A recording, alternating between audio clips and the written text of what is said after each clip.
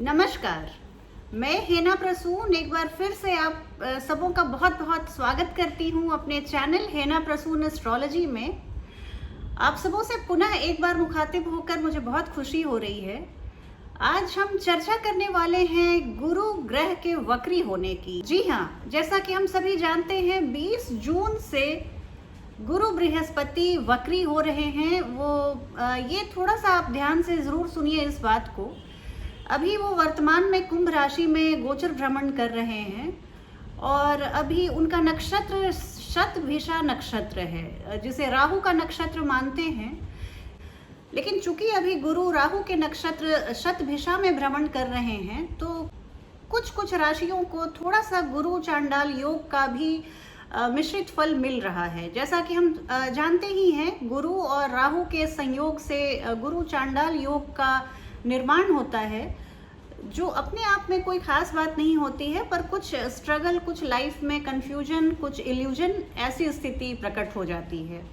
तो वर्तमान में गुरु अभी शतभिषा नक्षत्र में भ्रमण कर रहे हैं और 21 जुलाई को लगभग 1 महीने बाद वो अपने वक्री गति में ही नक्षत्र परिवर्तन करेंगे और मंगल के नक्षत्र धनिष्ठा नक्षत्र में प्रवेश करेंगे।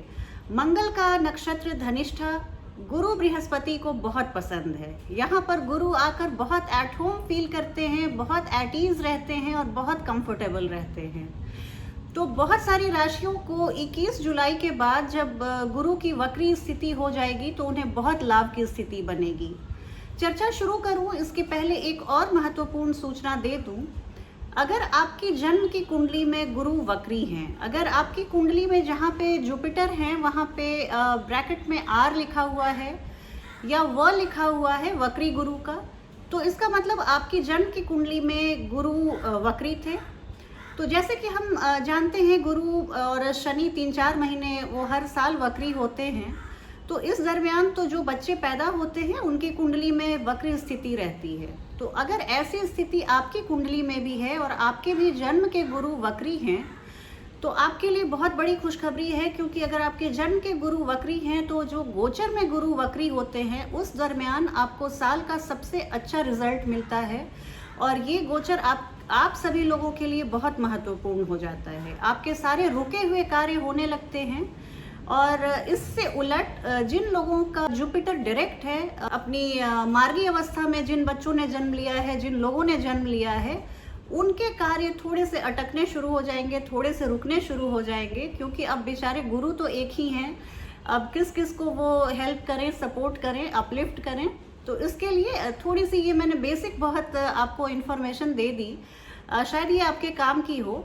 और इसी चर्चा को शुरू करते हुए मैं एक बात बताना चाहूँगी कि गोचरीय व्यवस्था जो भी अगर मैं बता रही हूँ, ग्रहों की गोचर, जो प्लैनेटरी ट्रांजिट्स होते हैं उनके बारे में मैं बात कर रही हूँ, तो आप इस बात को जान के रखिए कि ग्रहों की जो भी गोचरीय अवस्था होती है वो मौसम की तरह होती है।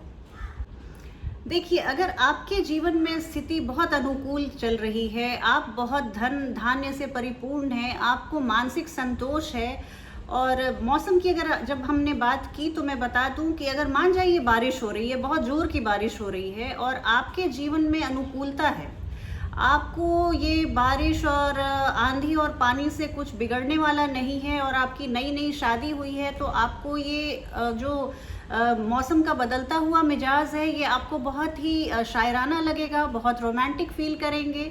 लेकिन अगर किसी की स्थिति उतनी सुदृढ़ नहीं है, किसी की माली हालत उतनी मजबूत नहीं है, और अगर कोई फुटपाथ पे रह रहा है, किसी ने प्लास्टिक का शेड बना के अपना आश्रय लिया हुआ है, तो ऐसे लोगों के लिए अगर बारिश हो रही है बहुत ज़ोरदार तो उनके लिए बहुत दुखदाई है। तो चूंकि परिस्थिति तो एक ही है सबके लिए, पर हमारा रिएक्शन अलग होता है। इसी तरह से गुरु का ये जो गोचर है या किसी भी ग्रहों की अगर हम गोचरीय व्यवस्था को देखें, उनके गोचर भ्रमण को देखें, तो वो एक मौसम के जैसा है, चेंजिंग वेदर के जैसा है। तो अगर हम अंदर से बहुत स्ट्रांग हैं, बहुत हमारी इम्यूनिटी बढ़ी हुई है, तो शायद हम इस मॉनसून के सीज़न में कभी भी बीमार नहीं पड़े, कभी भी मुझे कोई डाइजेस्टिव प्रॉब्लम ना हो, कभी भी मुझे सर्दी ज़ुकाम ना हो। और अगर हमारी इम्यूनिटी कमज़ोर है, हम बहुत ठंडा आइसक्रीम वगैरह खाते रहते हैं, बहुत बेखबर रहते हैं, अपने हेल्थ को नेग्लेक्ट करते हैं, तो शायद मुझे ये सारी परेशानियों से दो चार होना पड़े।